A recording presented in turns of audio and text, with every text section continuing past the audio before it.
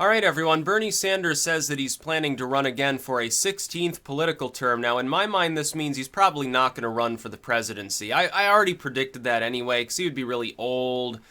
He got shafted. Why would he even want to work with the Democrats on that level? Maybe an independent joke candidacy, something that robs the DNC. He's like, you know what my final act's gonna be now that I'm old, I'm leaving politics. I'm gonna run a fucking independent campaign. I'm gonna be way more anti-war than the Democrats. I'm gonna promise people single payer and free college, and all those young people will vote for me because they don't expect me to explain how the hell I'm supposed to pay for that other than more taxes, and they don't care because almost none of them are wealthy.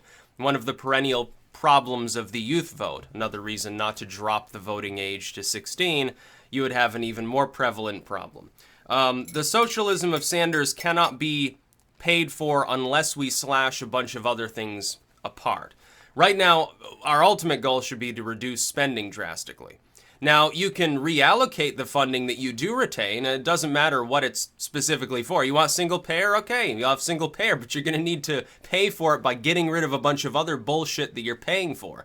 Now, I vote the NSA and the IRS off the island first and foremost, along with, most aspects of the DHS, part of the CIA. Get rid of those, Department of Education, return it to the states. You do that, yeah, you can have free college for all. Yeah, you could have at least free community college for all, free technical training. That'd be cheaper.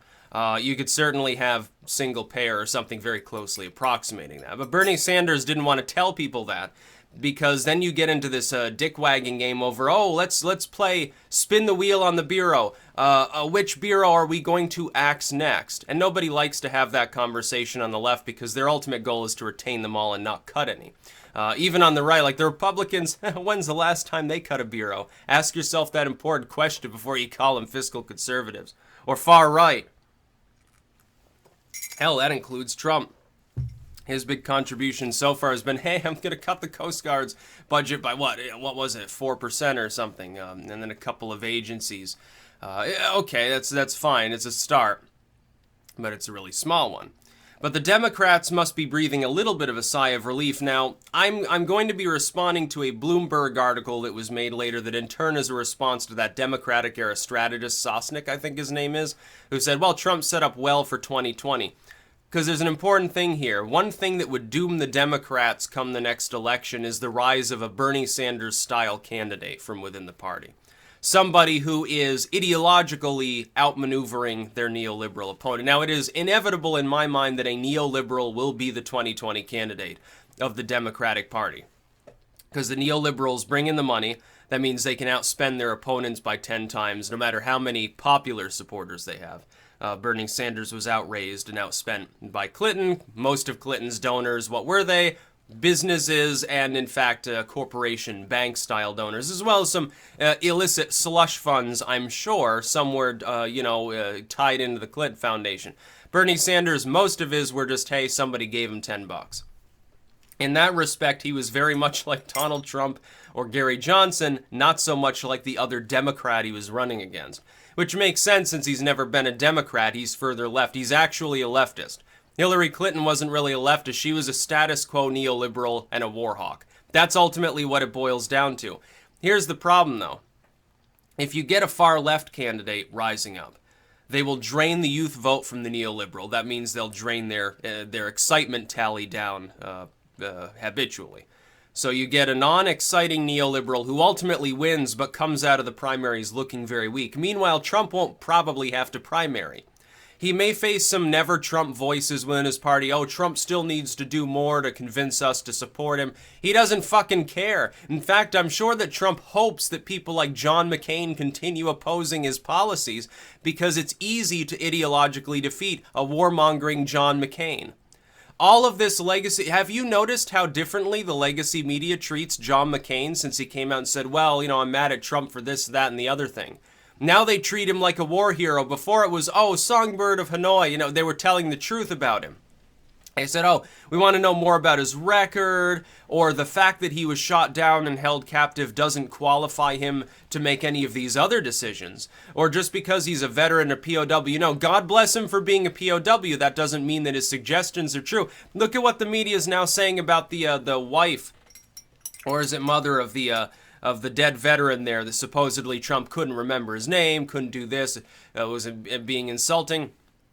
They saw it on CNN on their article yesterday. They were like, oh, Trump is suggesting that this grieving woman would lie. So people don't lie? What sense does that make? It would make just as much sense to suggest, well, this person, because she's a military relative, cannot physically lie, is about as sensible as saying, well, Trump's the president. He was elected by the people, so it's impossible for him to lie. It's like a religious thing. It's physically impossible. God will prevent him from lying. That's fucking stupid. That's not the way that the world works. The left right now could eat away at the DNC. The DNC's main problem, other than the fact that it has no clear leader and has no clear platform, their biggest challenge is rising above the left that will inevitably field a candidate. Not rising above Trump populism. Not rising above third parties that are eking away at both sides because of discontent with populism and with far leftism both. No, their real problem is from within the Democratic core, where you've got increasingly a large youth pool that's really, really tired of neoliberalism. They want more. They want socialism. Yeah, there's the problem. The Democratic Party that has played kid gloves with socialism for so long now has basically taken that glove and wrapped it in steel and then wrapped it around its throat. Sorry, DNC, you made that mistake and some people saw it coming, but you didn't. And that's because the people running the DNC are dumb.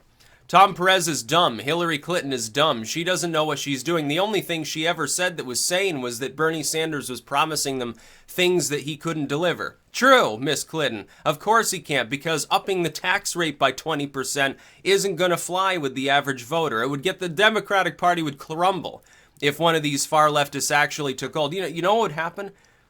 Because of how strangulated and legalistic our government is, a far-left candidate either would not accomplish anything and would get kicked out after a term for doing nothing, which means their fans would bite them in the ass, stab them in the back.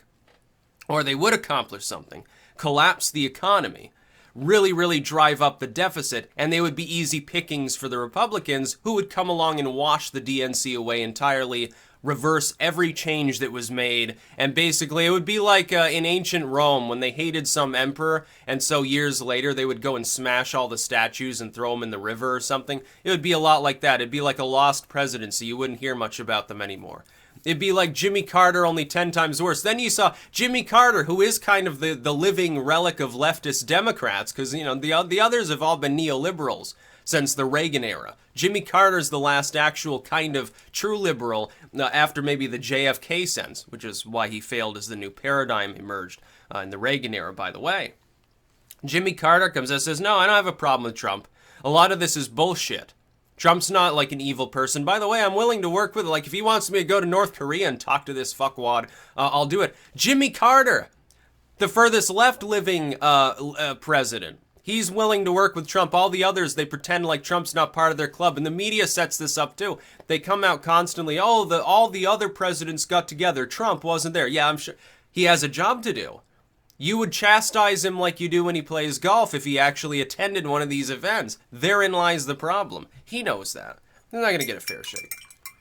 So the Democrats are a little bit relieved, I think, that Sanders, presumably at this point, if he's seeking his same Senate seat, he's not going to be running for the presidency. It wouldn't make sense. It'd make more sense not to run, say, I am announcing early that I'm running for the presidency of the United States. So you realize what would happen with like some 10 million Democratic voters? They'd all give up a huge cheer. They would immediately donate to him. He could immediately begin campaigning today if he wanted to.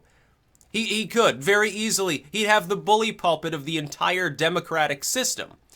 But he's choosing not to do that, probably because he realizes, well, you know, maybe I won't even be alive at that point. But woe unto them if some other leftist decides to run and actually manages to capture the essence of the youth. And guess what? In the age of the internet, it's possible for them to do that. It's not that hard. Just don't do any TV ads. Just do it all online. That's about all. Peace out.